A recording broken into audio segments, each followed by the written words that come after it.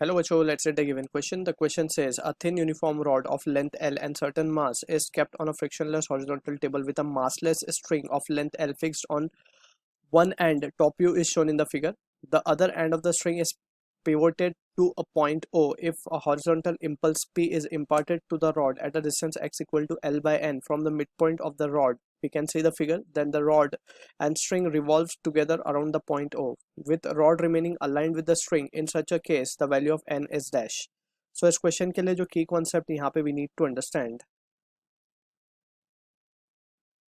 is the concept of impulse momentum theorem. Impulse momentum theorem basically ये हम दोनों ही केस के लिए यूज करेंगे for the rotational as well as for the linear case. Linear impulse की जब हम बात करेंगे, लेट सपोज हम उसको आई से डिनोट कर लेंगे. So I will be equal to delta P, that is change in momentum. And for the angular case J will be equal to, इसको जे को हम क्या लिख सकते हैं, it will be change in angular momentum. ठीक है, delta L.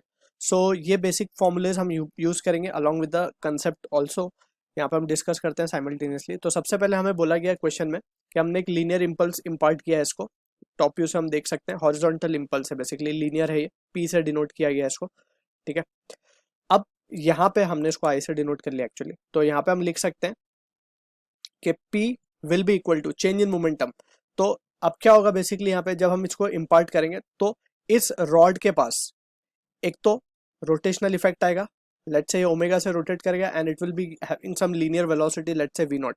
ठीक है, तो यहाँ पे हम लिख सकते हैं कि change in momentum will be what, m v naught. M is the mass of this rod अगर हम कंसिडर करें. ठीक है, so m mass we have considered it. तो m v naught minus of zero, so this will be the value. तो यहाँ से V not की वैल्यू क्या आ रही है हमारे पास, it is coming out to be P by M. ठीक है, ये वैल्यू आ गई हमारे पास. अब इस वी नॉट को, इसी एक्सप्रेशन को हम इस तरीके से भी लिख सकते हैं, that is equal to V naught जो है बेसिकली ये जो हम यहाँ पे देख सकते हैं, this is the velocity of the centre of mass of this rod. ठीक है, तो वी नॉट को हम क्या लिख सकते हैं, वी नॉट का जो डिस्टेंस है यहाँ से इस तरीके से.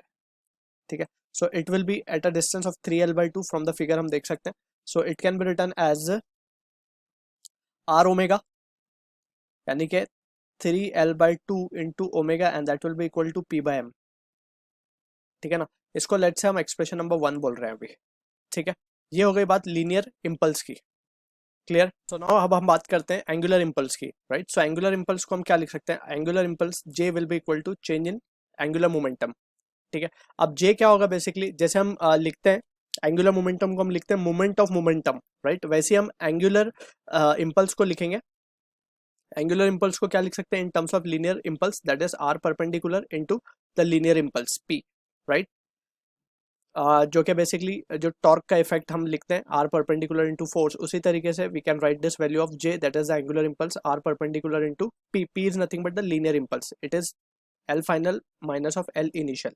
ठीक है, तो आर परपेंडिकुलर की जब हम बात करें तो आर परपेंडिकुलर इस सेंटर से कितना हो जाएगा, आर परपेंडिकुलर जहाँ पे ये इंपल्स लग रहा है ये डिस्टेंस आ जाएगा, that will be equal to 3L/2 plus X. ठीक है, तो यहाँ पे अब हम लिख सकते हैं 3L/2 plus x into P. And ये basically distance perpendicular distance into P हो गया and that will be equal to final angular momentum हमें लिखना होगा. फाइनल एंगुलर मोमेंटम हम जब लिखेंगे तो it will be just I into omega. Initially the system was at rest, तो initial angular momentum will be zero, so it will be I omega. अब I को we have to be carefully writing the value of this I, that is rod का हमें लिखना है about this point ओ. ठीक है, तो सबसे पहले तो रॉड की बात अगर हम करें तो यहाँ पे इसको थोड़ा सा सिंप्लीफाई करके देख सकते हैं हम. ये रॉड है हमारा और इस पॉइंट के अबाउट हमें लिखना है. ठीक है, तो सबसे पहले इस एक्सिस के अबाउट जो मोमेंट ऑफ इनर्शिया होगा इट इज ml²/12. राइट, अब हमें इसके अबाउट इसको रोटेट, हमने देखा इसके अबाउट इसका रोटेशन हमें लिखना है, तो हम पैरेलल एक्सिस थ्योरम लगा सकते हैं यहाँ पे.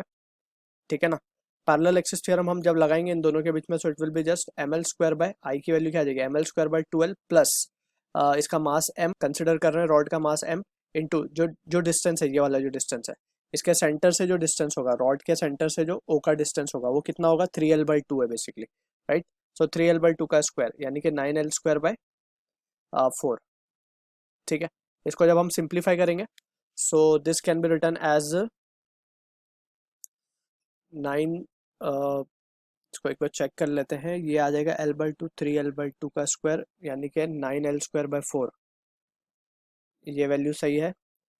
3 से मल्टीप्लाई कर लेंगे तो ये हो जाएगा 28mL²/12 और simply it will B 14/6 7/3 mL²।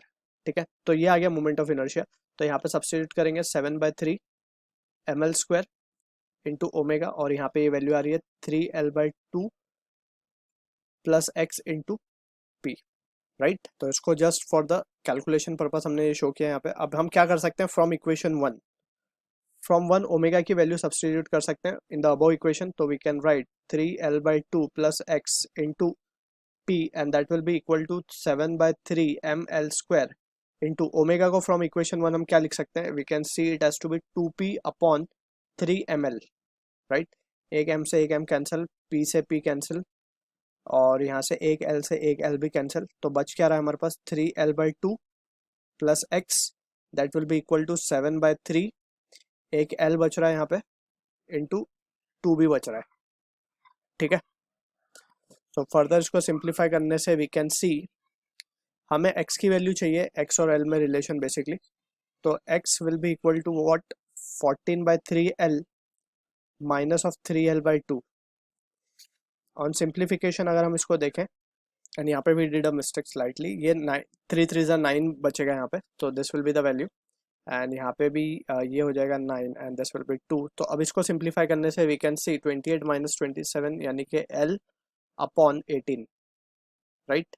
So on comparing we can say कि x equal to L/n, n की वैल्यू चाहिए थी तो we can say therefore n की वैल्यू कितनी आ जाएगी, 18 आ जाएगी। So this is the answer for the question. I hope you understood the solution. All the best.